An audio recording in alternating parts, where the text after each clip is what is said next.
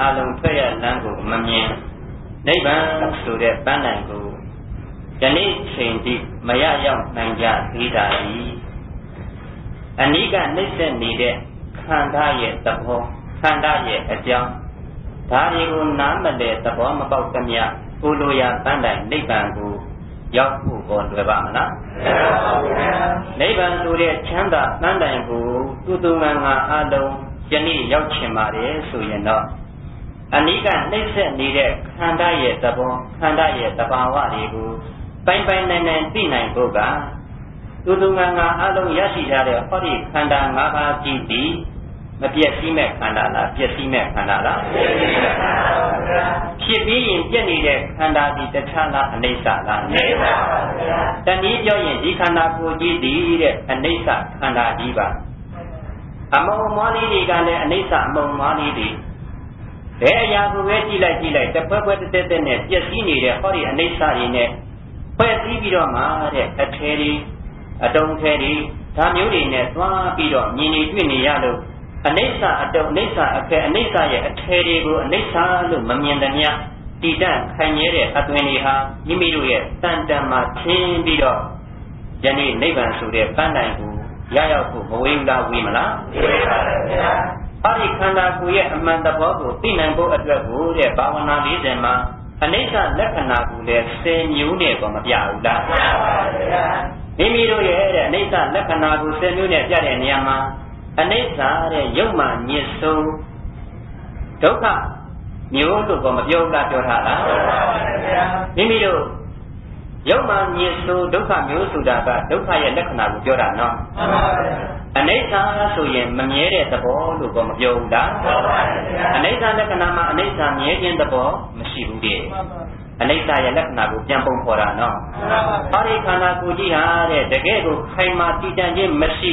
ခိုင်မြဲခြင်းကင်းလာတဲ့အနိစ္စတရားတွေပါလားဆိုတာကိုသိရအောင်မြဲခြင်းမရှိတဲ့သဘောနဲ့လည်းပဲတဲ့လက္ခဏာတစ်မျိုးကိုပေါ်ထုတ်ပြီးခန္ဓာရဲ့သဘောအမှန်ကိုသိအောင်လို့မဟောရဘူးလားဟောရပါတယ်ဗျာအဲ့ဒါလိုပဲမိမိတို့ရဲ့တန်တန်မှာရှိနေတဲ့တရားတွေပေါ်မှာ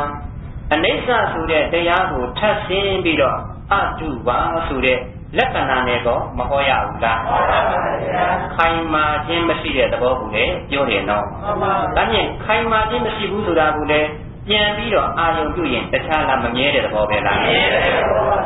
မမြဲတာဒီတခြားလားအနိစ္စလားဒါအနိစ္စဆိုတဲ့တရားလေးကိုပြောနေတာအတာရာအနိစ္စရာမရှိဘူးဆိုတဲ့တရားနဲ့ကိုပေါ်ထုတ်ပြီးတော့လက္ခဏာတစ်မျိုးကိုဉာဏ်ရောက်အောင်ပြောရပြန်ဘူးလားပြောရပါဘူးအဲ့ဒါလည်းဘယ်သူသဘောပြောတာအနိစ္စဆိုတာကမမြဲဘူးဆိုရင်ခန္ဓာရဲ့သဘောတည်ဖြစ်ပြီးတော့ဖြစ်ပြတဲ့လုံးကိုအမျိုးမျိုးဝေဖန်တာပေါ့အဲ့ဒီဖြစ်ပြကိုမမြင်မသိတဲ့အတွက်ကြောင့်မလို့အနိစ္စသဘောကိုမှဉာဏ်မရောက်ဘူးဆိုရင်ခန္ဓာရဲ့ဒုက္ခလည်းမမြင်ဘူးတဲ့ခန္ဓာရဲ့ဒုက္ခကိုမမြင်ဘူးဆိုရင်ဒီဒုက္ခတွေဟာတဲ့ဟောဒီတန်တန်မှာတည်နေတဲ့ခန္ဓာတွေကအနိကနှိမ့်ဆက်နေတဲ့အကြောင်းကိုနားလည်ပါမလားဒါမြင်ဖြစ်ပြဆိုတဲ့တစ်လုံးကိုပိုင်နိုင်ဖို့အတွက်ကရှင်းဦးဆိုတာအနိစ္စကိုအမျိုးမျိုးဝေဖန်ရတယ်ဆလံကြွေရှားခြင်းသဘောရှိတယ်ဆိုတဲ့လက္ခဏာနဲ့တော့ပုံပေါ်ပြီးမပြောရဘူးလားတပွဲပွဲတက်တက်နဲ့အိုးဖြစ်ပြတွေကိုမုံမောရွက်နဲ့ချမ်းချမ်းမြင်နေတယ်ဆိုတဲ့သဘောတွေဟာဗာလဲပြီးတော့လှုပ်ရရသဘောလေးတွေရဲ့လှုပ်ရှားမှုလေးကိုတဲ့ပုံပေါ်ပြီးတော့ယနေ့သတော်စင်များရဲ့အိဋ္ဌအမြင်တန်ပုံကိုလည်းပြောရပြန်တယ်ဒါလည်းပဲတခြားလားဖြစ်ပြပဲလား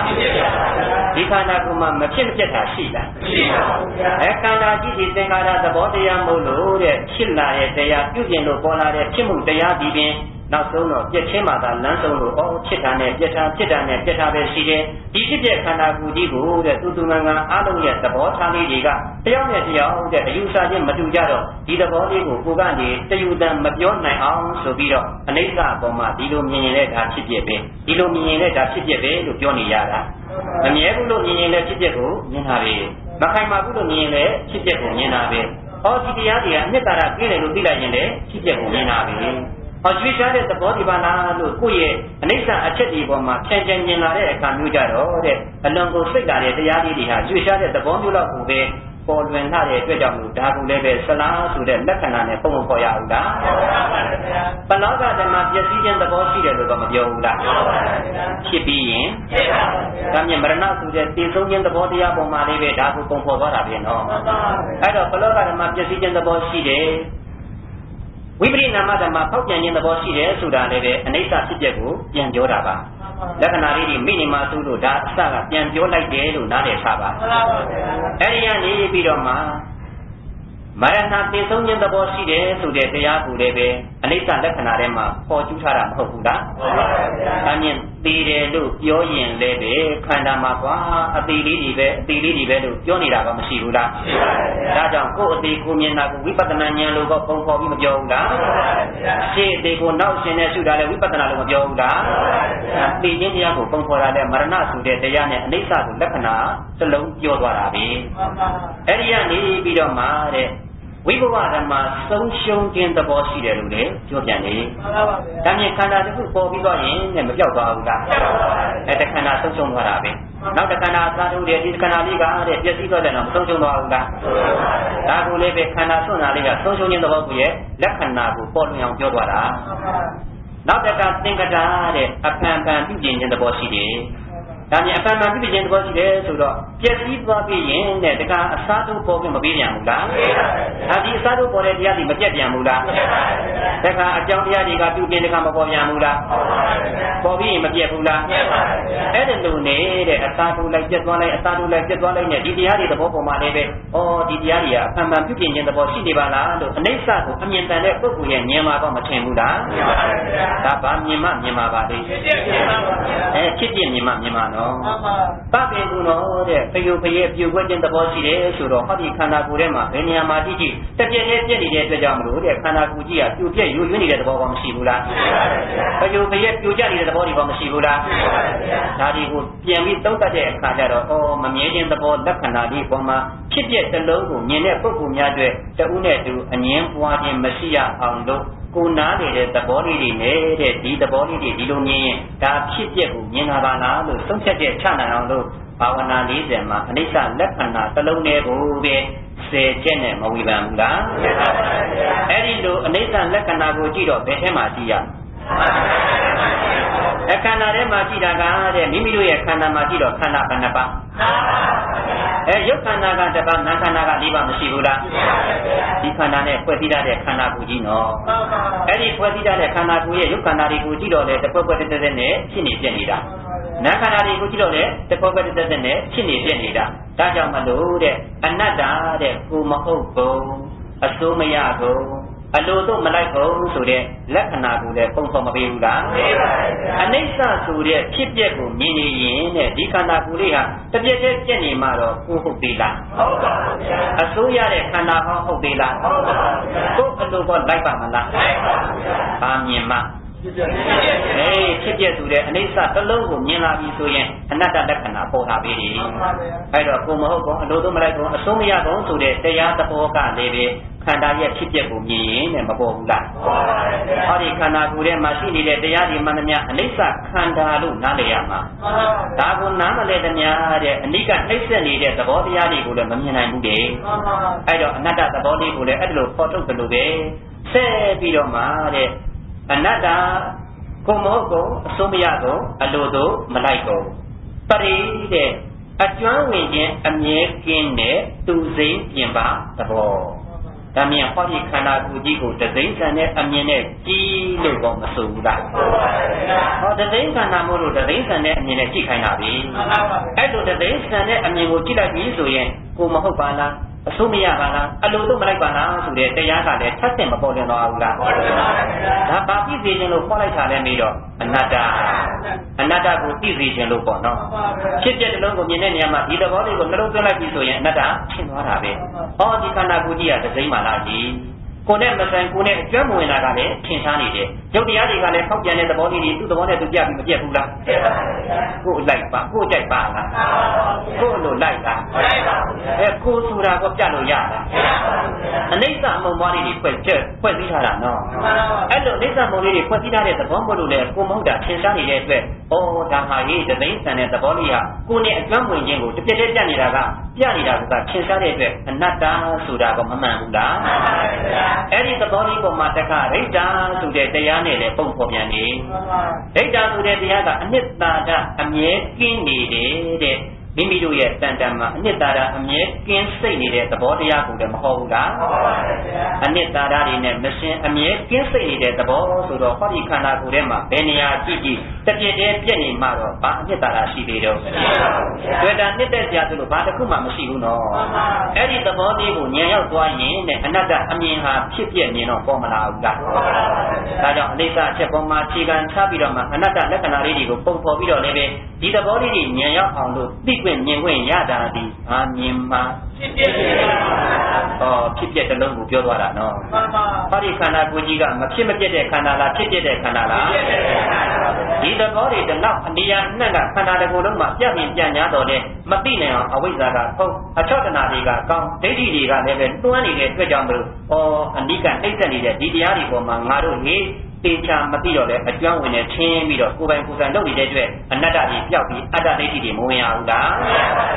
ဖြစ်ပြတွေကိုလည်းမမြင်တဲ့အတွက်ကြောင့်မလို့လေခိုင်နေမြဲတယ်ဆိုတဲ့အယူတွေကမပေါ်ရဘူးလားဒါလေးတွေကိုသင်သွားအောင်အမြင်လေးတွေတဲ့ကင်းသွားအောင်လို့ဒီနေ့တန့်စင်တဲ့ဉာဏ်လေးတွေကိုယ်တန်တန်မှာတည်အောင်ဆိုပြီးအနိစ္စလက္ခဏာ10မျိုးအနတ္တလက္ခဏာ9မျိုးနဲ့ပုံဖော်ပြီးတော့တဲ့ဒုက္ခသဘောတွေပေါ်မှာဉာဏ်ရောက်အောင်လို့ကျေးဇူးမပြုမှာလားပြုမှာလားတက္ကတုတ်ဆန်သူတဲ့တရားဟာတဲ့မိမိတို့ရဲ့တန်တန်မှာတဲ့ကောင်းခြင်းဒုက္ခမင်္ဂလာဒီနဲ့အမြဲမရှင်အမြဲမဆက်ဆက်ဖင်းနဲ့စိတ်သုံးနေတဲ့တရားအချင်းဤသောတရားဆိုပြီးတော့လဲထပ်ဆင်ပြီးတော့ဟောဒီခန္ဓာကိုယ်ကြီးထဲမှာဟေဒုက္ခဆိုတာမြူညမရှိတဲ့တရားအချင်းဤတရားတွေပါလားလို့ပုံပေါ်အောင်တဲ့အနတ္တမှာတဲ့မဟောသွားဘူးလား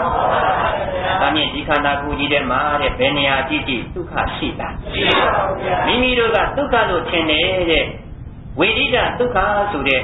ဒုက္ခဝေဒနာလေးကိုပဲကြည့်အဲ့ဒီဒုက္ခတရားဒီပင်ကိုယ့်ကိုအမျိုးမျိုးဒုက္ခတွေပြီးသွားတာတွေကပေါ်လွင်ထင်ရှားတဲ့အတွက်ကြောင့်မလို့အရိယာသူတော်ကောင်းများရဲ့ဆက်စုပ်တဲ့ဒုက္ခဆိုရင်မမှန်ဘူးလားပြစ်တင်ရှုပ်ချကဲ့ရဲ့တဲ့ဒုက္ခဆိုရင်ကမမှန်ဘူးလားဒါမြင်အရိယာများရဲ့သူတော်ကောင်းများရဲ့ပြစ်တင်တဲ့ဒုက္ခရှုပ်ချတဲ့ဒုက္ခကဲ့ရဲ့တဲ့ဒုက္ခဆိုမှတော့ဒုက္ခဟုတ်သေးလားဟုတ်ပါဘူးဗျာဒုက္ခမဟုတ်တာကိုဒုက္ခလို့လုပ်နေကြတာကယနေ့တော်စင်များဟောဒီခန္ဓာကိုယ်ကြီးရဲ့အချင်းဤသဘောကိုမသိလို့ရေအချင်းဤသဘောကိုမှမသိရင်အနတ္တထင်မှာအနတ္တမထင်တာလည်းဘာမမြင်လို့အနိစ္စဆိုတဲ့ဖြစ်ပြမမြင်လို့ပဲနောက်တစ်ချက်ပရိဆိုတာသူစိမ့်လို့လည်းပြောခဲ့ပြီးပြီနော်ဒိဋ္ဌာဆိုတာကလည်းပဲအနှစ်သာရကင်းပုံနဲ့ပြပြီးပြီဒုက္ခဆိုတာအချင်းဤသဘောသုံးညာဆိုတဲ့တရားကြတော့လည်းပဲတဲ့900 900 600 100တွေကင်းမဲ့ပြီးအသုံးမကျတဲ့သဘောကိုလည်းဟောပြန်နေဟောဒီခန္ဓာကိုယ်ကြီးထဲမှာရုပ်ခန္ဓာကိုယ်ပဲကြည့်မလားဝေဒနာသင်ညာသင်္ခါရဆိုတဲ့မိမိတို့နာမ်ခန္ဓာတရားတွေကိုပဲကြည့်မလားဘယ်အရာများကိုယ့်အတွက်ကိုယ်ွယ်မိယာ600 100အနေနဲ့များအမိရှိလို့ရတယ်လေကိုကမိမမကြံသေးဘူးပြက်နေပြီနော်အဲ့လောက်ကြီး900 900ကင်းမဲ့နေတဲ့တရားကိုပဲအသုံးမကျတဲ့တရားကိုပဲကိုကအသုံးကျရထင်နေတာဒါကြောင့်အနတ္တပြောက်လားပြောက်နေလားအဲ့ဒီသဘောတွေကိုကိုကဖြစ်ပြမြင်နိုင်မှာသုံးမကျတဲ့ခန္ဓာပါလားအချင်းဤသောခန္ဓာပါလားလို့သဘောပေါက်ဉာဏ်ရောက်လို့ကိုယ့်ရဲ့တန်တန်မှာနှလုံးသွင်းမှန်နေရင်ဒါအနတ္တထင်နေတာပဲဘာမြင်တဲ့အချိန်ဖြစ်ပြမြင်တဲ့အချိန်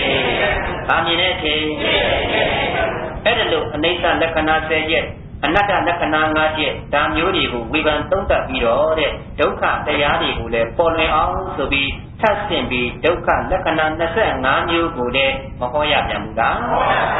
ဒါမြင်ဒုက္ခလက္ခဏာ25မျိုးမှာပထမဆုံးဒုက္ခယုတ်မှနေဆိုဒုက္ခမျိုးဆိုတဲ့တရားကိုလည်းကျေစုပြုခဲ့ပြီးပြီဘလောက်တောင်ယုတ်မှလည်းဘလောက်တောင်မှညင်နှောအောင်လုပ်တယ်ဆိုတာကိုလည်းရှေ့ပိုင်းတွေကဟောဒီခန္ဓာထဲမှာတဲ့ဒုက္ခမျိုးစုံပေးပြီးတော့မှနှိမ့်ဆက်တတ်တဲ့ကိုယ့်ရဲ့ ဒုက္ခအပေါ်မှာတွေ့တာမှုကင်းအောင်လို့လည်းပဲကျေးဇူးပြုခဲ့ပြီးပြီနော်မိမိတို့ရဲ့တန်တမှာအာယုံလေးတွေကကိုယ်ကစိတ်ထားလေးတွေကိုပဲအာယုံပြုပြီးတော့သဘောကျကျင်တာအဲ့ဒီသဘောကျကျင်တဲ့ဝိရိယဒုက္ခပြီးရင်ကိုယ့်ကိုညှင်းမျိုးစုံတဲ့ဒုက္ခပြီးနေတာလေးတွေကိုပေါ်လွင်အောင်လို့ရုပ်မှလာတဲ့တရားဟောစိတ်တွေကိုညှင်းတော့အောင်လုပ်တဲ့တရားလို့ပေါ်လွင်အောင်ပြောခဲ့တဲ့အတွက်ဒုက္ခလက္ခဏာတစ်ချက်တော့မထင်ရဘူးလားမရပါဘူးဒါပါမြင်ပါလို့အရေးကြီးတာဖြစ်ပြတဲ့လုံးပိုင်မှုပဲကြီးဖြစ်ပြတဲ့လုံးပိုင်လိုက်ရင်လက္ခဏာ၃ချက်ကတော့ဝင်မှာပဲနော်မှန်ပါပါဗျာအခုမိမိတို့ကအဲ့ဒီဖြစ်ပြတဲ့လုံးကိုဖြိုင်မြင်ဖို့စဉ်စဉ်ကြဲကြဲမြင်ဖို့အရေးကြီးပါလေမှန်ပါပါဒီအမြင်ကြီးမရဘူးဆိုရင်တော့ကိုလူကျင်တဲ့တရားအတိနိဗ္ဗာန်ဆိုတာဟာဒီကမှာလားဝိကွာနေမှာလားဝိကွာပါဗျာဒုက္ခသဘောကိုမသိရင်လည်းမရသေးဘူးအဲ့ဒီဒုက္ခလက္ခဏာမှာပဲဘယဆိုတဲ့တရားနဲ့ကိုပုံပေါ်ဦးတာဘယဆိုတဲ့တရားကကြောက်ွယ်ညွတ်ဆိုဘေးရန်မျိုးဆိုပြီးခေါ်ရတယ်လေဘေးအမျိုးမျိုးကိုတွေ့စေတဲ့တရားသဘောတွေကိုဟောဒီခန္ဓာမှာအမြဲတမ်းပြပြနေတဲ့ကိုကဖြစ်ချင်းပြချင်းကိုမှမမြင်တဲ့အခါမှာတွေ့တာတတ်မဲ့မှုတွေနေတဲ့ပုံမှန်သွားတဲ့အခါမှာဒုက္ခမျိုးမျိုးတွေမြောက်အောင်လားမြောက်ပါဘူးဒါကလည်းဘယဆိုတဲ့ဘေးရန်တဲ့လည်းပဲပုံပေါ်ဟောရတယ်လေကိုကဖြစ်တဲ့ကိုမြင်တဲ့အခါမှာဒီခန္ဓာကိုယ်ကြီးကဘေးရန်တည်ကြည့်ပါလားဘေးရန်တွေဝိုင်းနေပါလားလို့သဘောပေါက်ရင်လည်းပဲဒုက္ခလက္ခဏာမြင်တာပဲလေဘယ်အချိန်နဲ့ပြီးတော့ဒီတလုံးကိုမြင်တဲ့အချိန်ကမှအမျိုးမျိုးသောမိမိရဲ့နှလုံးသွင်းကတဲ့ဉာဏ်ကြည်တိုင်းပေါ်လာတာပဲအဲ့လိုဆိုရင်တဲ့ဘေးရန်လို့ကိုကနှလုံးသွင်းလိုက်ရင်လည်းဒုက္ခလက္ခဏာသိတယ်လို့ပဲတီဆိုတဲ့တရားမှာထိတ်လန့်စပွဲအန္တရာယ်မျိုးလို့တော့ပြောထားဘူးလားဒီခန္ဓာကိုယ်ကြီးရတာအန္တရာယ်ရှိလိုက်တာအန္တရာယ်မျိုးစုံဒီပါလားလို့ဒီသဘောလေးပေါ်မှာဉာဏ်ရောက်ရင်လည်းဖြစ်ပြမြင်တဲ့အခိုက်မှာတဲ့ဒုက္ခလက္ခဏာထင်သွားတာပဲလေမှန်ပါဗျာကဲဒီရှိမပြီးခဲ့ဘူးလားပြီးခဲ့ပါဗျာဒီရှိပြီးခဲ့ပြီနော်မှန်ပါဗျာဒုက္ခလက္ခဏာ25မျိုးမှာအခု3မျိုးတော့မနေ့ကကြီးရှင်းပြခဲ့ပြီနောက်တစ်မျိုးကတဲ့ဥပ္ပဇဝါပါတယ်တော့ဥပ္ပဇဝါတဲ့လွန်စွာကပ်ရနှိမ့်ဆက်တတ်သောဥပမျိုးလွန်စွာကပ်ရနှိမ့်ဆက်တတ်သောဥပမျိုးတနည်းပြောရင်ကပ်ပြီးတော့ကိုနှိမ့်ဆက်နေတာကပ်ပြီးတော့နှိမ့်ဆက်တဲ့ဒုက္ခရဲ့လက္ခဏာကိုဥပ္ပဒဝါလို့ဒါပုံပေါ်ထားပါတယ်နောက်တစ်ခုကတော့တဲ့ဥပ္ပသက်ကဥပ္ပသက်ကဆိုတာကတွေ့တာဆွဲကပ်နှိမ့်ဆက်တတ်တဲ့ဥပမျိုး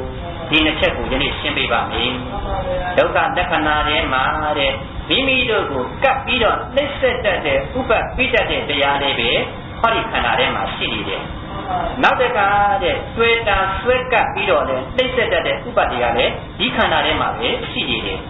ဒါတွေကိုမမြင်ရအောင်လို့ဘယ်အရာတွေကများမိမိတို့ကိုခွဲကားထားတယ်ဆိုတာလေးကိုသိဖို့လိုပါတယ်။အဲဒီခန္ဓာကိုယ်ကြီးထဲမှာတဲ့ဖွဲ့ပြီးထားတဲ့အရာတွေကိုပြန်ကြည့်လိုက်တဲ့အခါမှာအထေကောင်ကြီးနဲ့ထင်နေရတဲ့ဒီကိုယ်ကောင်ကြီးမှာတဲ့အပြည့်အလွှာကြီးဒီမှာခန္ဓာဘယ်နှပါး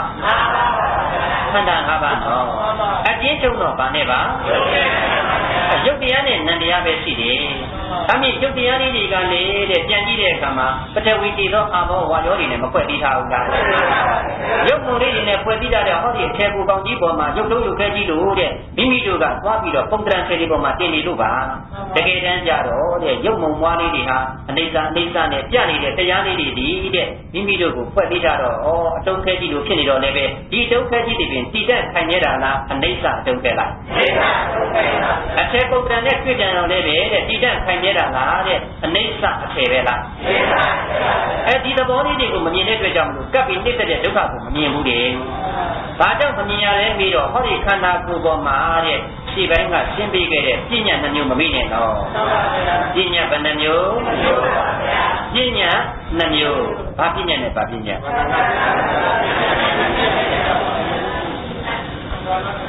ပိဋိတတ်ပြောကြည့်စမ်းသံဌာနပြဉ္ညာနဲ့သံတတိပြဉ္ညာပြောလိုက်ပါတန်တာနာပညာနဲ့တန်တတိပညာဆိုတာကဟောဒီအခြေကောင်ကြီးပေါ်မှာ၅ကောင်သူကောင်ယောက်ျားမိန်းမငါသားငါသမီးလို့အဲ့ဒါလို့ယူဆွဲပြီးတော့အမြင်မှားပြီးဆွဲကပ်ရတာဒီဘယ်ပညာလဲပြီးတော့တန်တာနာပညာတန်တာနာပညာဒီတက်ကာယဒိဋ္ဌိကိုကျ ကြီးပွားစေသည်ကြီးထွားစေသည်တိုးပွားစေသည်လို့နားလည်ထားပါ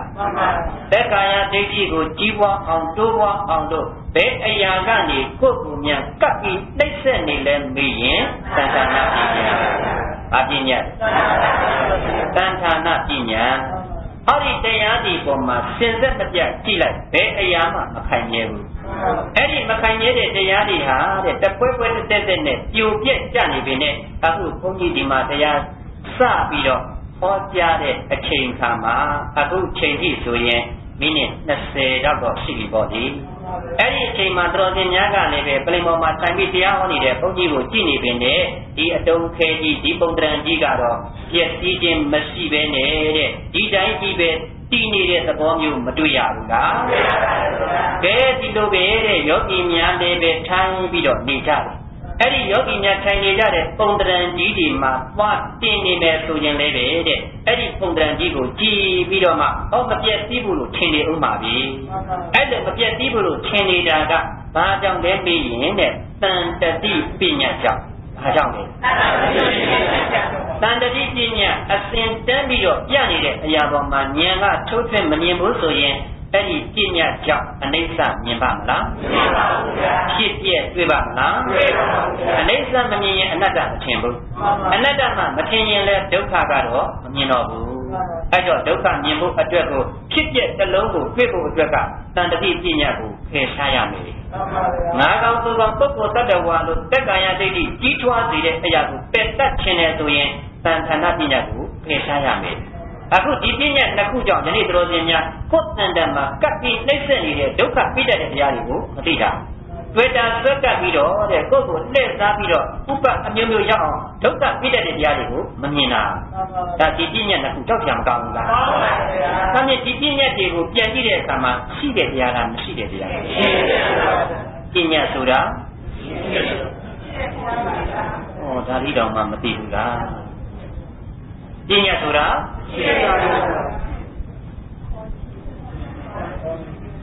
ပညာဆိုတာမရှိဘူးလေပညာဆိုတာရှိလားရှိပါဘူးဗျာဒါနဲ့ရှိတယ်လို့များထင်ခဲ့မယ်ဆိုရင်ဒီခန္ဓာကိုယ်ကြီးမှာကြည့်လိုက်ကောင်းဆိုတာကတဲ့မိမိတို့တဲ့ပကုံးတစ်ဖက်ကြားကနေထွက်နေတဲ့အရာလေးပေါ့နော်အဲ့ဒါလေးကိုဥယျာဉ်လေးကိုတဲ့တဖြည်းဖြည်းလေးနဲ့ကဲတာလီဓာရီနဲ့ထက်လာတော့တာလီဓာရီနဲ့တဲ့ဆွဲပါယူလိုက်ပြီးပုံထားလိုက်မယ်တခါအဲ့ဒီပေါ်ကနေပြီးတော့အကျော်လေးတွေပုံထားလိုက်မယ်အယိုးလေးတွေပုံထားလိုက်မယ်ဘယ်ဟာကောင်းလို့ရှာလို့ရတယ်ရပါဘူးဗျာပုံတရံလေးကိုလိုက်ပြီးတော့တဲ့ဒါကူသူတော်စင်များကတင်ပြီးပြောနေကြတာဘာနဲ့ပြောနေကြတာတကယ်တမ်းကြတော့တဲ့ပုံတရံတော့လိုက်ပြောနေတာပါရှိတဲ့တရားလားမီးတော့မရှိတဲ့တရားပေါ်မှာအရှိလုပ်နေတဲ့အတွက်ကြောင့်တို့ဒီကပ်ပြီးနှိမ့်ဆက်နေတဲ့ဒိဋ္ဌိတရားကိုလည်းခုပဲမြင်မှမလဲမှန်ပါမှန်ရဲ့လားဒါမြင်ဒီဒိဋ္ဌိတရားဘာကြောင့်နှိမ့်ဆက်တယ်လဲမေးတော့ပြန်ကြည့်တဲ့အခါမှာယုတ်နံခန္ဓာကိုမမြင်လို့ပေါ့နော်အဲ့ဒီယုတ်နံခန္ဓာကိုကြီးကိုအထေကောင်တော့တင်ပြီးတော့ငါသူယောက်ျားမိန်းမလို့တော့မထင်ဘူးလား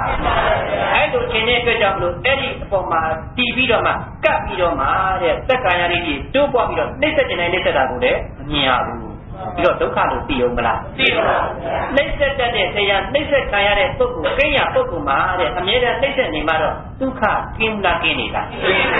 ဒုက္ခကင်းနေရင်ဘာပေါ်မှာလဲဒုက္ခပဲပေါ်မှာပဲအဲ့လိုဒုက္ခပေါ်တဲ့တရားတွေကိုမမြင်မသိအောင်ပြည့်ညတ်ကဖုံးထားပြီးတော့တက္ကာတိကြီးတွားနေတဲ့အတွက်ကြောင့်မို့ဒီနေ့တော်စင်များကဘယ်အာယုံကူပဲတွေ့တဲ့အဲ့ဒီအာယုံတွေနောက်ပေါ်မှာလိုက်ပြီးမျောနေကြတယ်ရုပ်ရုပ်ချင်းမကဘဲနဲ့တွေ့တာဆွတ်တက်ပြီးတော့များခင်ရင်တိုင်းမခင်မြန်ဘူးလားသဘောကျခြင်းတိုင်းမကြခြင်းဘူးလားအဲ့လိုဆိုရင်ဒီတရားတွေကလည်းကိုယ့်ကိုနှိမ့်ဆက်ဥမှာပဲတဲ့ဒါမြင်နှိမ့်ဆက်တဲ့တရားတွေနှလုံးကိုမနဲ့ပုံပေါ်မှာတော့မိမိတို့ရဲ့ခန္ဓာကိုယ်မှာရှိနေတဲ့တရားတွေပေါ်မှာဒီနှိမ့်ဆက်တဲ့တရားတွေကိုမမြင်နိုင်အောင်ဒီပြည့်ညက်တွေကတွန်းထားပါလားဆိုတာလေးကိုသဘောပေါက်အောင်ဘုရားရှင်ကိုယ်တော်မြတ်ကြီးယဟန်တော်များကိုစိုးဆုံးမှပြီးဥမာတွေနဲ့ဟောကြားပြီးတဲ့တရားလေးနဲ့ပုံပေါ်ပြီးမယ်ဆိုရင်တော့ရှင်းကောင်းရှင်းနိုင်ပါလေမှန်ပါဗျာဘုရားရှင်ကိုယ်တော်မြတ်ကြီးကသံယုတ်တနိကေသရဏဘက်ကသံယုတ်ပါဠိတော်မှာဟောကြားသွားတဲ့တရားကတဲ့จิตသားယဟန်တို့တဲ့မျက်စိနဲ့မြင်အပ်တဲ့အစဉ်မှာလိုချင်မှု၎င်းလိုချင်မှုကိုလည်းပဲဖြစ်ပေါ်စေနိုင်တယ်တွေ့တာမှုကိုလည်းဖြစ်ပေါ်စေနိုင်တယ်နှစ်သက်မှုတွေကိုလည်းဖြစ်ပေါ်စေနိုင်တယ်အမျက်ထွက်မှုကိုလည်းဖြစ်ပေါ်စေနိုင်တယ်တွေ့တာမှုတွေတွေ့ဝင်မှုတွေလည်းဖြစ်ပေါ်စေနိုင်တယ် ဒီကနေတိတ်ချိခိုက်မှုတွေကမဖြစ်ပေါ်နိုင်ဘူးလားအဲ့လိုဖြစ်ပေါ်နိုင်တဲ့အရာတွေမှန်သမျှကိုမဖြစ်ပေါ်ရအောင်မိမိတို့ရဲ့စိတ်လေးကိုတဲ့တေးသေးချာချာစင်ကြယ်တဲ့အသိဉာဏ်လေးရအောင်လို့ကြိုးစားပြေးစမ်းပါဆိုတာကိုတိုက်တွန်းထားတယ်အဲ့တော့ဒီစိတ်လေးစင်ကြယ်တဲ့အမြင်ညာအမှန်ရှိကိုမသိဘူးလားသိမလားအမှန်ရှိကိုမသိတဲ့အတွက်ကြောင့်မလို့မျက်စိနဲ့မြင်ရတဲ့အစင်းတွေပေါ်မှာတွေ့တာမှုတွေဖြစ်ကြရတယ်လူကျင်မှုတွေဖြစ်ကြရတယ်နှစ်သက်မှုတွေဖြစ်ကြရတယ်ဆွမဲ့မှုတွေဖြစ်ကြရတယ်အမျက်ထွက်မှုတွေဖြစ်ကြရတယ်တွေ့မှုတွေဖြစ်ကြရတယ်စိတ်ထိခိုက်မှုတွေဖြစ်ကြရတယ်မဖြစ်ရတာဖြစ်ရလားအဲ့လိုဖြစ်ရတဲ့ဆိုကြတဲ့ကူကမိမိတို့ရဲ့တန်တန်မှာကပ်ပြီးနှိမ့်ဆက်တဲ့တရားတွေကိုမမြင်တာဘလောက်တော့နှိမ့်ဆက်သွားလဲမေးရင်ခန္ဓာကိုယ်မှာအဲ့ဒီသဘောတွေကိန်းလာပြီးလို့ဆိုရင်တဲ့ပူလောင်မှုတွေပြင်းထန်လာပြီပူလောင်မှုတွေပြင်းထန်ပြီးတော့ဒီပေါ်မှာတဲ့ဆွဲလန်းမှုနောက်ွယ်မှာထပ်ဆင့်ပြီးတော့လည်းပဲပူနာသေးတွေအမှန်တတ်မသုံးတော့အောင်ကိုရဖို့အတွက်ထပ်ဆင့်ပြီးတော့မနှိမ့်ဆက်ဘူးလားနှိမ့်ဆက်လားအဲ့ဒါကျတော့တွေ့တာပြီးတော့နှိမ့်ဆက်တာဆွဲမဲ့ပြီးတော့နှိမ့်ဆက်တာအခုခန္ဓာပေါ်မှာခန္ဓာကိုအမှန်မသိဘဲနဲ့ဒီနေ့ပြညာပေါ်မှာတဲ့အကောင်ထည်တွေနဲ့သဘောဉာဏ်မရောက်တဲ့ပုဂ္ဂိုလ်များဟာသဘောကျနေကြအောင်လေဆိုရင်ဒီအမြင်ဉာဏ်ကြီးကင်းကြောက်တဲ့ပုဂ္ဂိုလ်မှာ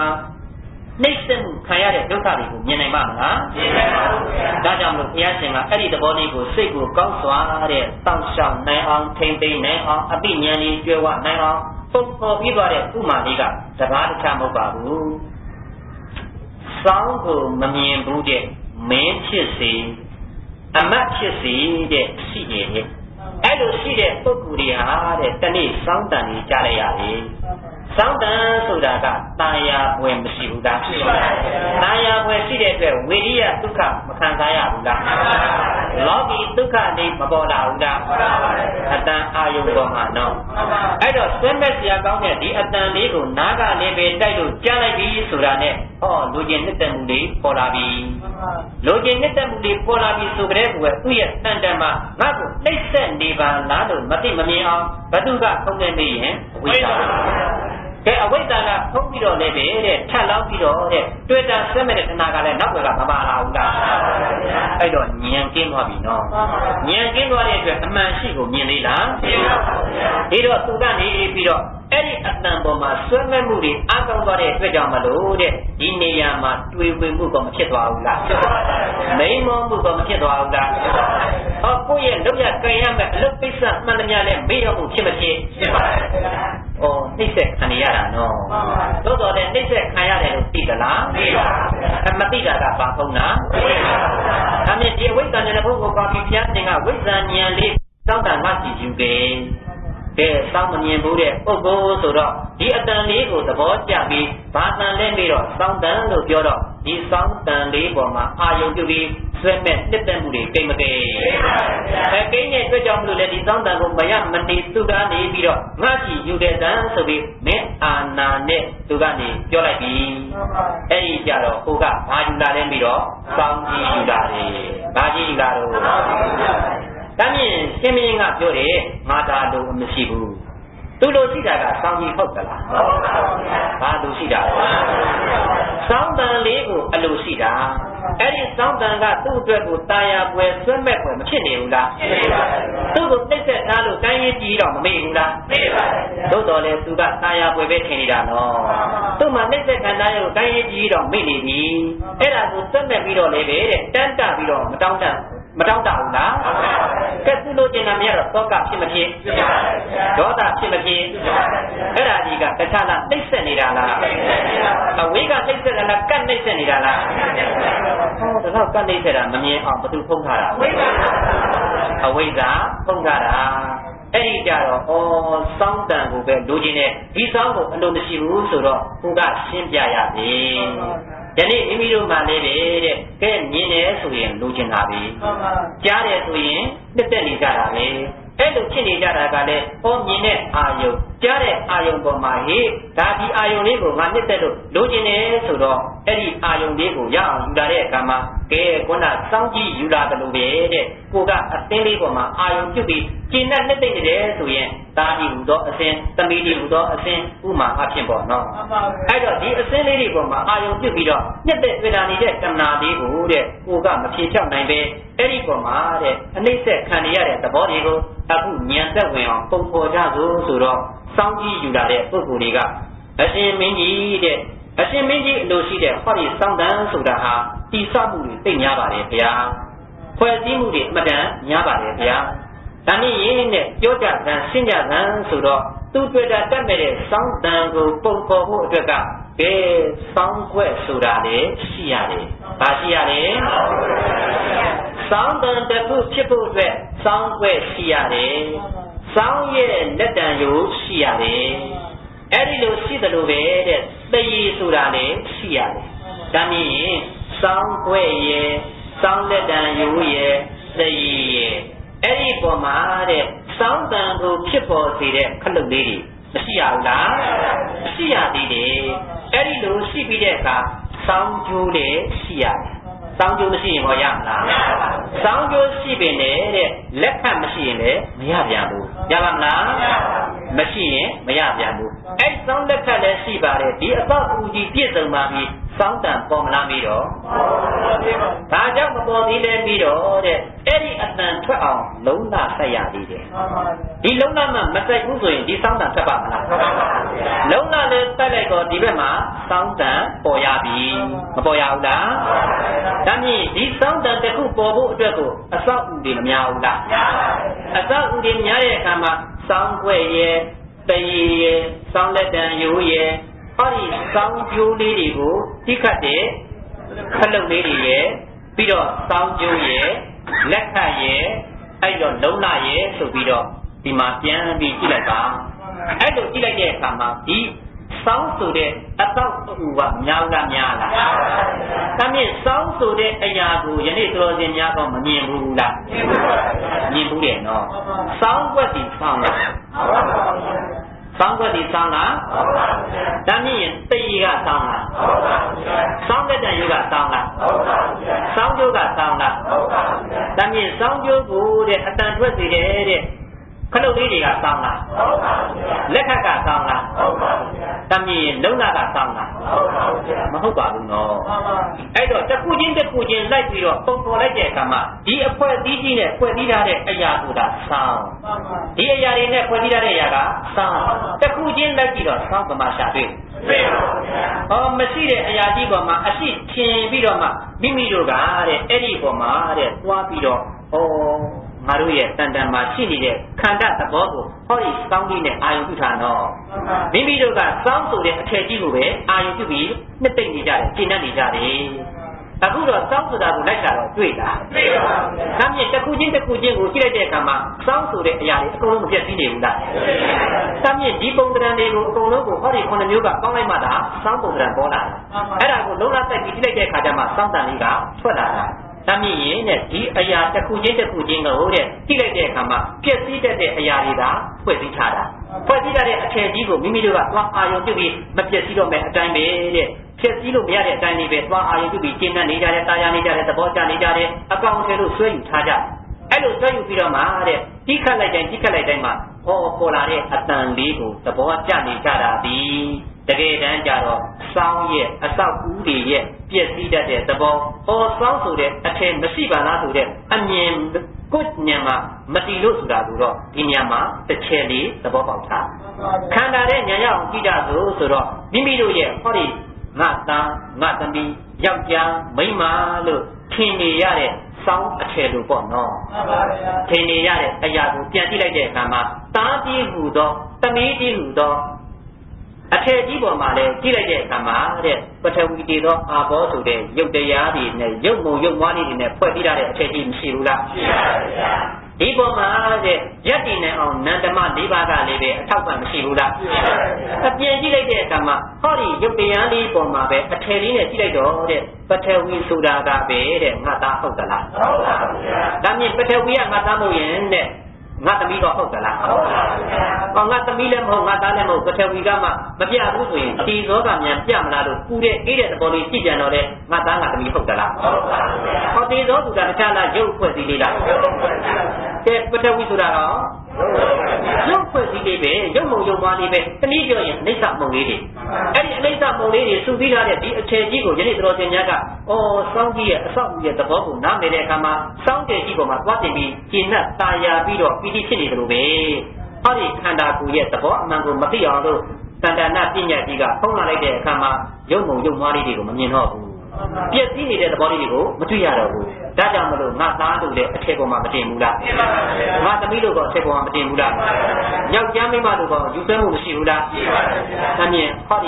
ီစောင်းကြီးဟူသောပုံတရံအထက်ကြီးကကပ်ပြီးနှိမ့်ဆက်လိုက်လို့သဘောကျနေတဲ့နှစ်သက်မှုတဏှာလေးတွေကကိုယ့်ရဲ့တန်တန်မှာတဲ့ထက်လောင်းနှိမ့်ဆက်နေတာဟာစောင်းဆိုတဲ့အထက်ပေါ်မှာပိုင်ပိုင်နိုင်တဲ့သဘောဉာဏ်ရအောင်မကြည့်တတ်တဲ့အမြင်မျိုးဟာဟောဒီအဆောက်အဦတွေပေါ်မှာဉာဏ်မြောက်တဲ့ပုဂ္ဂိုလ်တွေဟာဒီသဘောတွေကိန်းတယ်လို့ပဲခုတ်မှလည်းပဲတဲ့ပုံကံအထက်တဏ္ဍာပညာပေါ်သွားတင်တဲ့အတွက်ရုပ်ပုံရုပ်မလေးတွေရဲ့ပျက်စီးပုံနန္တမာလေးတွေရဲ့ပျက်စီးပုံရုပ်နံတွေရဲ့သဘောအမှန်ရဲ့ပျက်စီးနှိမ့်ဆက်ပုံတွေကိုမမြင်မသိတော့သက်ကာယဒိဋ္ဌိအစွဲကြီးဟာပုံကြီးပြီးငါသားငါသမီးဆိုပြီးတော့မဖြစ်ဘူးလားဒါမြင်ငါသားလို့ဉာဏ်ထင်ခဲ့ရင်ဒီရုပ်မူလေးတွေရဲ့ပျက်စီးမှုနန္တမာလေးတွေရဲ့ပျက်စီးမှုမကွဲသွားဘူးလားသက်ကာယဒိဋ္ဌိနဲ့တဲ့အထက်ပေါ်သွားမတင်ဘူးလားတင်းပြီးဆိုရင်မြင်လိုက်ရင်လည်းပဲအစင်းပေါ်မှာတာယာမှုရှိမရှိရှိပါဘူးကြားလိုက်ရင်လည်းအတန်ပေါ်မှာတာယာမှုရှိမရှိရှိပါဘူးဒီအတန်ဒီငါ့ကိုတေဒုက္ခပြီးပါလားဆိုတာကိုမင်းကြီးကဒီအဆောက်အဦလေးတွေနဲ့ရှင်းပြလိုက်တော့သဘောပေါက်ပါရဲ့နော်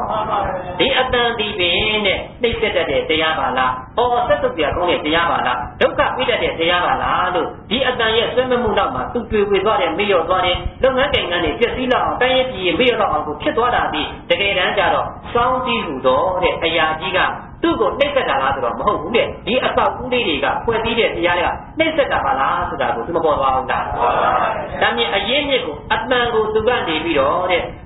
ဒါကိုရုပ်သိမ်းအောင်လို့ငါဘာလုပ်ရမလဲဆိုတဲ့သဘောလေးကိုညံ့ရောက်သွားတာကဒီအဆောက်အဦလေးရဲ့တစ်ခုချင်းတစ်ခုချင်းပုံပေါ်တာလေးကိုဖျက်ဆီးပြီးတော့နောက်ဆုံးကျတော့မိရှုပြီးပြန်ပုံလေးတွေကိုရေထဲညှိုးလိုက်တဲ့အထိအစပြောင်းသူမလုပ်နိုင်ဘူးလားလုပ်လိုက်တဲ့အတွက်ကြောင့်မလို့ဟောဒီပုံတရံထဲကြီးပေါ်သေးလားမပေါ်တဲ့အတွက်သူကနေပြီးတော့ဖြစ်ပေါ်လာမယ်အတန်ကိုလာသေးလားဒါမြင်ပုံတရံထဲလေးပျောက်သွားပြီသက္ကာရိကြီးကွယ်သွားတာပေါ့နော်ဒါမြင်အတန်ဒီဟူသောနောက်မှလည်းဆွဲမဲ့မှုဆိုတဲ့တဏှာလာသေးလားဒါမြင်အနိကနှိမ့်ဆက်တဲ့ဟောဒီတဏှာနဲ့ပညာရဲ့ပေါ်မှာတင်နေတဲ့ဒိဋ္ဌိရဲ့နှိမ့်ဆက်မှုကလည်းလွတ်မလွတ်လွတ်သွားတယ်နော်အတန်ပေါ်မှာတင်ပြီးတော့ဆွဲမဲ့မှုဆိုတဲ့တရားတွေကလည်းပဲကိုယ့်ကိုယ်တဲ့လွတ်မှုနှိမ့်ဆက်တဲ့ကိလေသာတရားတွေရဲ့နှိမ့်ဆက်မှုကမလွတ်သွားဘူးလားအဲ့လိုဆိုရင်ပြန်ကြည့်လိုက်တဲ့အခါမှာတန်တနာပညာဆိုတဲ့အရာလေးတွေကိုတဲ့အထယ်ပေါ်မှာသွားတင်လို့မြင်ရတာတစ်ခုချင်းတစ်ခုချင်းကြည့်လိုက်ရင်လည်းသူပြီးရင်သူပြီးရင်သူပါလားသူပြီးရင်သူပါလားအားလုံးဖွဲ့ပြီးမှဒီတရားပေါ်တာတစ်ခုချင်းတစ်ခုချင်းဆိုရင်တဲ့ယက်တီမှုရှိသေးရဲ့လားကဲတစားချင်းဖယ်လို့လိုက်ပြီဆိုရင်ပြည့်စည်မသွားဘူးလားဒါမြင်ပြည့်စည်တဲ့သဘောကိုမမြင်အောင်ဒီအစင်တွေကကထားလိုက်တာဒါကြောင့်တန်တနာပညာကိုတဲ့မိမိရဲ့စံတန်မှာအလွမ်းခံလိုက်ရရင်တစ်ခုချင်းရဲ့ပြည့်စည်မှုမြင်အောင်မလားမမြင်ဘူးဆိုရင်ဒီအထည်ရဲ့ဒုက္ခပြီးမှုမခံရဘူးလားခံရလားအဲ့ဒါကိုကပ်ပြီးနှိမ့်ဆက်တဲ့သဘောကိုနားလည်ထားပါအဲ့ဒီလိုအထည်ပေါ်မှာတင်ပြီးတော့တာယာမှုအတန်လေးတွေပေါ်မယ်တာယာမှုအစင်းလေးတွေပေါ်မယ်ဆိုရင်ဒီပေါ်မှာလိုချင်တဲ့သဘောနှစ်သက်တဲ့သဘောစွမဲ့တဲ့သဘောမလာဘူးလားဒါမြင်လောဘတရားတွေဒေါသတရားတွေဟာဒိဋ္ဌိရဲ့နောက်ကမှာဆက်လက်ပြီးနှစ်သက်တဲ့အတွက်ကြောင့်လို့အနာကသံတရားမှာလေးပဲတဲ့ခန္ဓာဒုက္ခမဆက်အောင်ရတယ်လို့ပြစ္ဆုတ်ပံပါလေတောကပိတိဝဒုက္ခဒေါမနတတွေမလာဘူးလားစွမဲ့မှုနဲ့နှစ်သက်တဲ့တရားမို့လို့တခြားလားဒုက္ခလားဒိဋ္ဌိတရားတွေနဲ့ကပ်ပြီးနှစ်သက်တဲ့လူလည်းတခြားလားဒုက္ခလားဒီခန္ဓာရဲ့သဘောဟာဒုက္ခလို့ပြတာပဲဖြစ်တာပြက်တာကလည်းဒုက္ခလို့မပြောဘူးလားဒီသဘောတရားတွေကလည်းအမှန်မနှိမ့်ဆက်ဘူးလားနှိမ့်ဆက်လို့ဒုက္ခလားဒုက္ခလားအဲ့ဒီဒုက္ခကိုမမြင်အောင်လို့ခုနကတဲ့အထည်ကြီးဆိုတဲ့စောင်းကြီးကနေပြီးတော့ပုံတရံလေးတွေနဲ့ပြလိုက်တဲ့အခါမှာဒါလေးကိုတိခတ်တိုင်းထွက်ပေါ်လာတဲ့အတန်လေးဟာတာယာမိမောကိုဖြစ်သွားလောက်အောင်ကိုဆက်ပါမှုမရှိဘူးလားအမြင်အနိကနှိမ့်ဆက်တာကစောင်းပေါ်နော်ကဲမိမိကိုတဲ့ဆွတ်မှုနဲ့နှိမ့်ဆက်တာကအတန်လေးတွေကတဲ့ကိုယ့်ကိုဆွတ်ဆောင်သွားတယ်အဲ့လိုသဘောမျိုးလေးတွေနဲ့ကိုယ့်ကိုပမိုင်နိုင်နဲ့သံတရာထဲမှာနစ်မြုပ်ခြင်းနဲ့နစ်မြုပ်နိုင်အောင်ဒီသက်ကာယဒိဋ္ဌိရဲ့တိုးပွားမှုကိုအထည်သူရဲ့တဏ္ဍနာပညာကလွှမ်းထားတယ်ဟောဒီဖြစ်ချင်းပြည့်ချင်းဆိုတဲ့လက်သက်ပြည့်နေတဲ့အရာလေးတွေကဘာမှမခိုင်ရပါလားဘာမှအသုံးမကျပါလားနှိမ့်ဆက်မှုတက်ပါလားလို့မမြင်ရမသိရအောင်တဏှိရဲ့ဆင်ကဖုံးထားပါလားလို့ဒီတစ်ခုချင်းကိုသာချီမပြရင်သိနိုင်ပါမလားသိနိုင်ပါဘူးဒီတစ်ခုချင်းကိုဖြစ်ပြလိုက်တဲ့အခါမှာဒုက္ခပြီးလာတဲ့ဒီအရာဟာကြောက်စရာကောင်းလိုက်တာဆိုပြီးရှင်ပြန်ကြီးကဒါကိုတသားချင်းဖြစ်အောင်လည်းပဲဖြစ်စီပြီးတော့လည်းပဲအတုံးတန်မိရှိုးပြီးတော့ပြန်ပုံလေးတွေကိုတော့မှာတဲ့ဒုက္ခပြီးမှသူပြီးကဲရေထဲမှာအစချောင်းပြီးတော့ အဆုံးသတ်လိုက်တဲ့အခါမှာဟောဒီစောင်းကတော့ဒုက္ခပေးသေးလားပေးပါဘူးဗျာကဲစောင်းကြောင့်ဖြစ်ပေါ်လာတဲ့အတန်ကတော့ဒုက္ခပေးသေးလားပေးပါဘူးဗျာသူတို့မှမရှိတော့ရင်တဲ့အကြောင်းမှသိသိသွားရင်အကျိုးပေးရအောင်မလား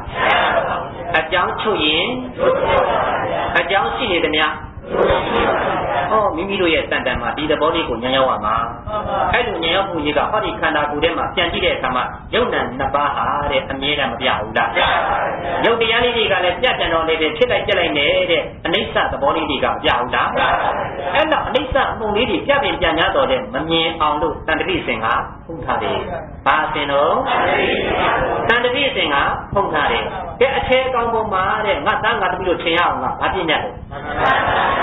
တကယ်တမ်းကျတော့အဲ့ဒီသရဏပညာလို့ငါသားငါသမီးယောက်ျားမိန်းမလူနတ်လို့ထင်ခဲ့တဲ့အရာတွေမှန်သမျှဟာတရားရင်းစခြင်းကိုပြန်ကြည့်လိုက်တဲ့အခါကျတော့ဘာမှမရှိပါလားလို့စောင်းကြီးပြည့်စည်သွားတယ်လို့ပဲခန္ဓာကိုယ်မှာတဲ့တရားချင်းစွတ်ပုံလိုက်မယ်ဆိုရင်ပထဝီဖြစ်သောအာဘောဆိုတဲ့တရားလေးတွေမရဘူးလား32မျိုးသောဘုဒ္ဓသာကမရဘူးလားဘယ်အရာဆိုပဲကြည့်ကြည့်ဒါလူပဲဒါနပဲဒါငါသားဒါငါသမီးပြောပေါ်ရများရှိသေးလားအဲ့ဒါတွေအားလုံးသူ့လိုက်ရင်တော့သားလို့သမီးလို့ထင်ကြအကြောင်းမရှိဘူးလား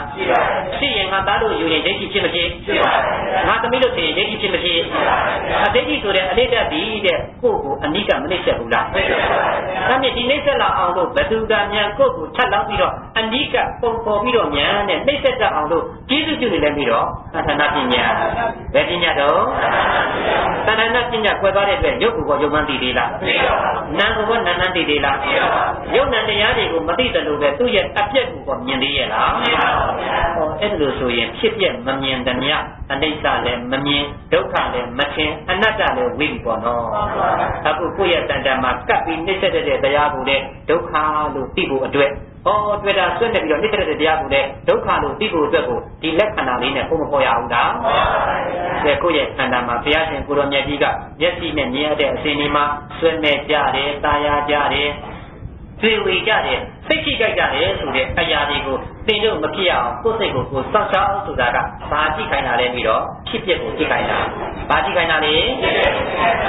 ဖြစ်ပျက်ကိုကြည့်ခိုင်းတယ်ဆိုတော့အာယုံလေးကမြင်တိုင်းမှာတခြားမြင်တာလားအစင်လားကြားတိုင်းမှာအတန်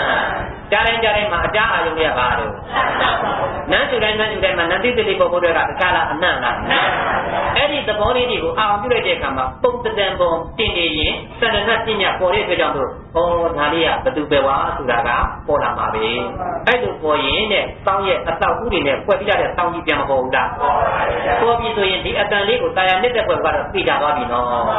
မသိကြဘူးလားသိကြလားဒါမြင်ဒီအတင်တွေကိုလည်းဖြောက်ဟောဒီအထည်ကိုလည်းပြောက်ဖို့အတွက်ကအစင်းတီးဟူသောပရမတ်လေးပေါ်မှာဉာဏ်ရောက်ဖို့ရည်ကြည်တယ်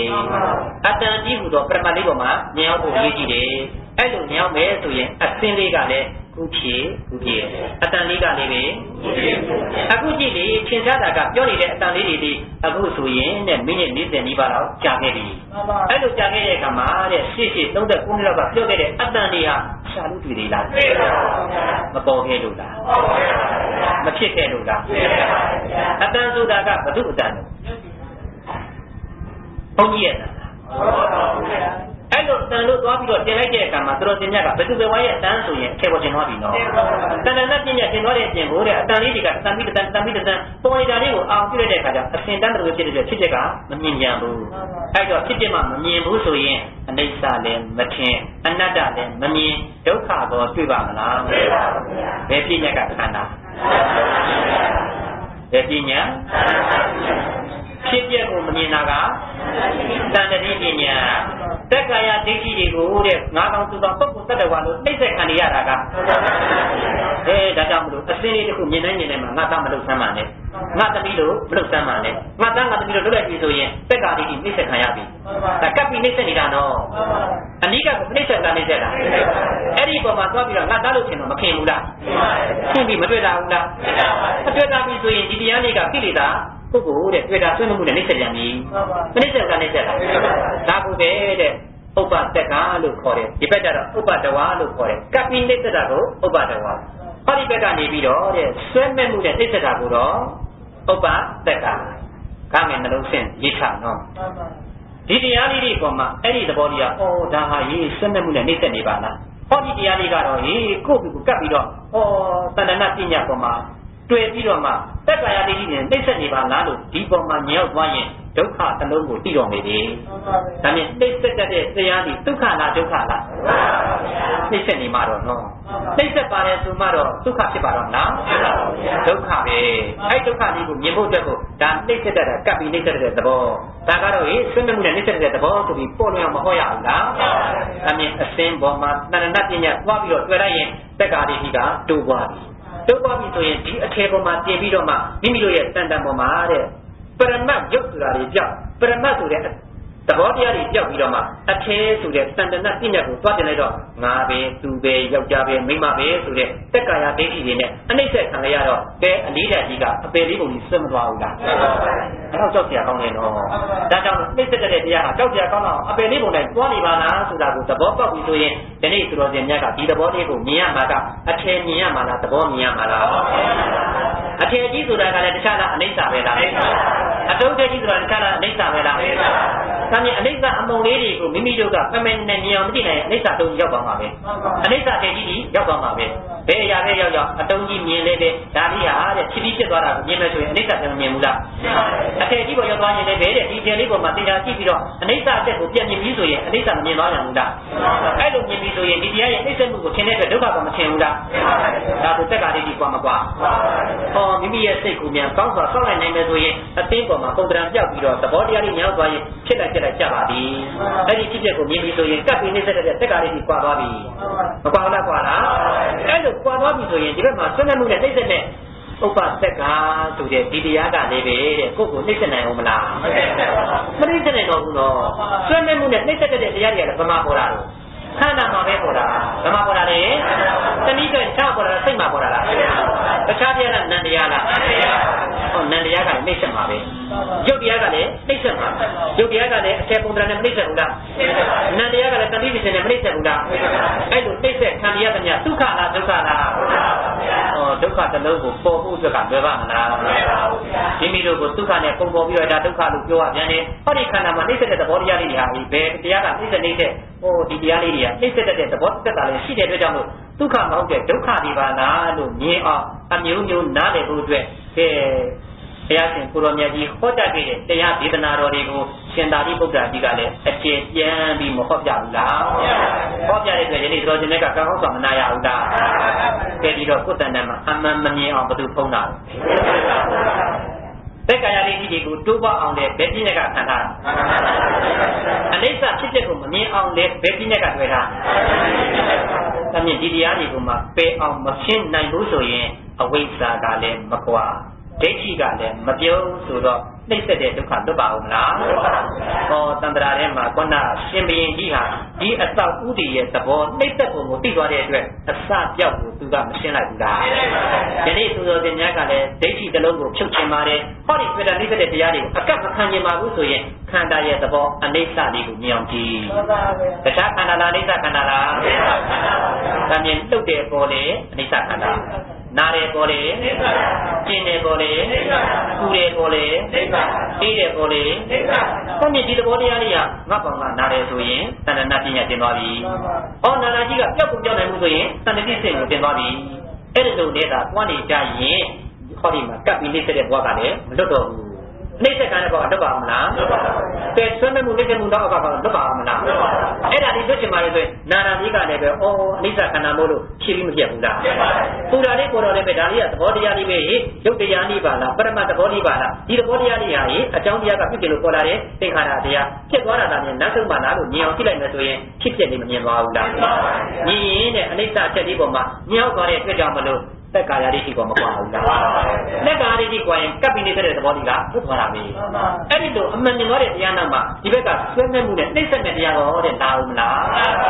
းလာခဲ့ရင်ဒီတရားတွေဟာဆွေးနွေးမှုနဲ့နှိမ့်ဆက်ဥပမာကတော့ပြလိုက်ပြီဆိုရင်ဒုက္ခတော့မပိုင်သွားဘူးလားဒါကဘာကိုဟောတာလဲပြီးတော့ဖြစ်ဖြစ်ပဲပေါ်နေတာနော်ဘာဟောတာလဲဒါမြင်ပေါ်လာတဲ့တရားကမဖြစ်မပြတ်တာလားဖြစ်ပြနေတာလာ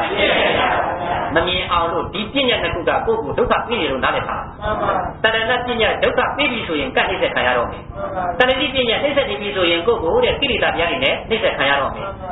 ဆွဲမဲ့မှုနဲ့အိတ်ဆက်မခံရတာခံရမလားသတ္တိပြည့်ညတ်တာတဲ့မိမိတို့ကိုတင်ထားမယ်ဆိုရင်ဒီအခြေကောင်ကြီးပေါ်မှာတင်ပြီးတော့မှမပြောက်ပြတ်တော့ဘူးလို့အဲ့ဒီအပင်တန်းနေတဲ့ပေါ်မှာသွတ်ပညာများတဲ့ဖြစ်ကြောင်မလို့ဒီတာယာပွဲလေးတွေကအာယုံလေးတွေကောင်းတိုင်းမှာဆွဲမဲ့မှုမလာဘူးလားစိတ်ချက်ပွဲကောင်းတဲ့ຢာလေးတွေလာရင်ဒေါသမလာဘူးလားစိတ်ကြီးကြိုက်မှုတွေမလာဘူးလားဒါပါလို့ခံရတာနှိမ့်ဆက်ခံရတာဘာလို့နေရလဲ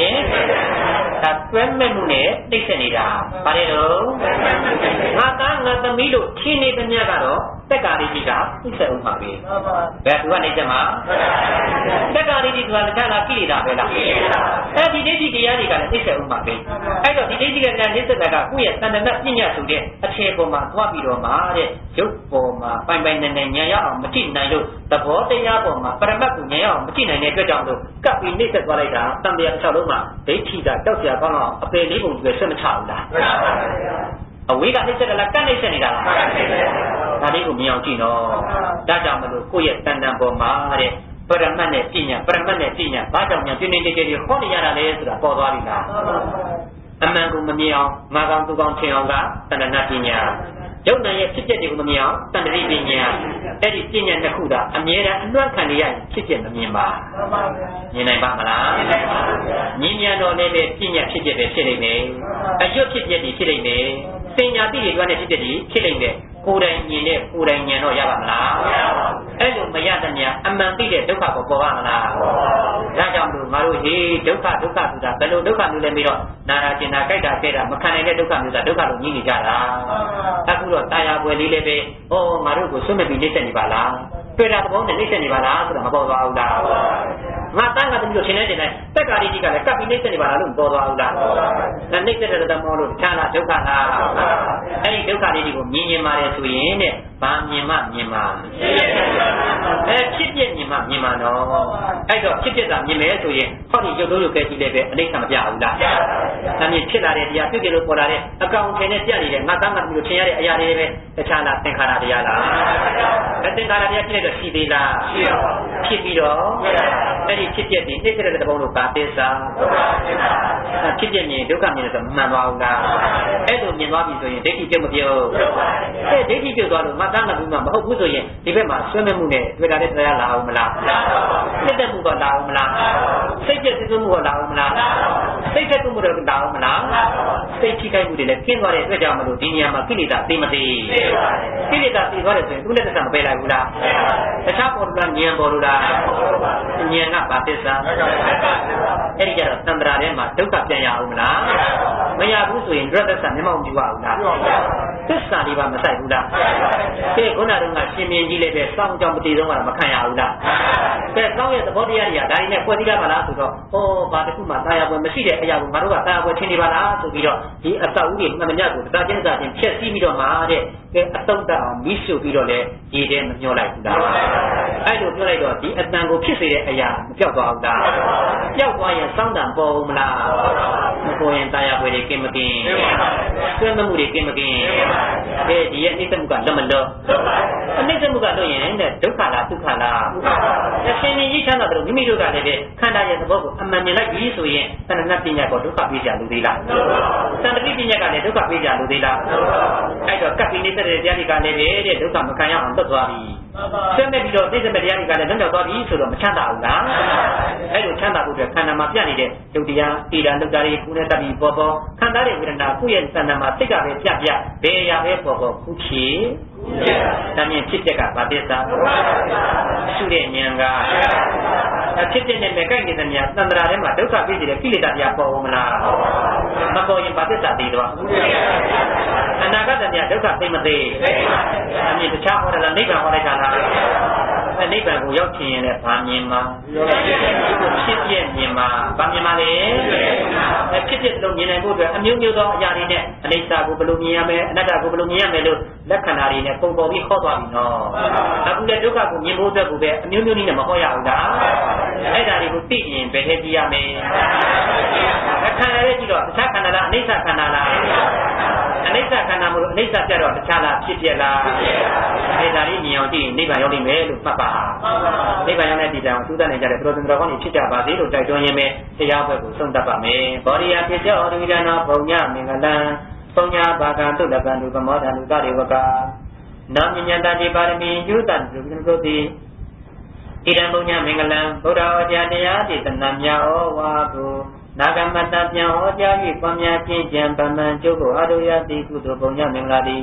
ဘောရိယသစ္စာလေးကိုင်တဲ့စဉ်ကိုကျမ်းခြင်းစကုတဖို့ယတံဘောရိညာယေသစ္စယောဥပနိတရားမိယ၍မုတ်ချရကြောင်းကောင်းမြတ်သောထောက်ပံ့သည်အာတုစင်စစ်မသွေဖြစ်ပါစေတည်းဣဒံပုံညာဘာကင်္စာဗုဒ္ဓဝါကျတရားတိတဏမြဩဝါကုနာဂမတပြန်ဟောကြား၍ပွားများခြင်းကြံပမံကျုပ်ကိုအတုယတိကုသိုလ်ပုံညာမင်္ဂလာဖို့ဘာကနိတာရကိုလီသတေဝကကဗမဏိတမြဝိနိမသုတ္တရဏမဏမြတို့သည်သုလပံတုရှင်နံကျင်ကြီးဝါကမောစီသုတကတို့ပိတိဝိစိမတော်ရဲ့ဣဒာယောပိထုလို့မချင်းတို့ဘုရားနေကြပါအောင်တည်းသုလတာကိုစီလိုနေတာအာတော်မြတ်တော်ကိုကြည့်၍ပမောဒံတုကိုစိတ်နှပြတို့၏ဇာနဲ့ပြေကကျွမ်းမနေကြပါအောင်တည်းဘာပမောဒံတုလူပြေတမကလက်ဒီမှာဆက်တွဲလျက်အတ္တနဲ့ဇမချင်းတော်ကြတဲ့ကဘာတော်သာတံဉာဏတပြင်းနဲ့ဝဏ္ဏဝတ္တနာစုကာကပြုလျက်သာဓုတံအောင်နမိတ်ချင်းအောင်ပိစိတ်သွန်နိုင်ကြပါစေကုန်သတည်း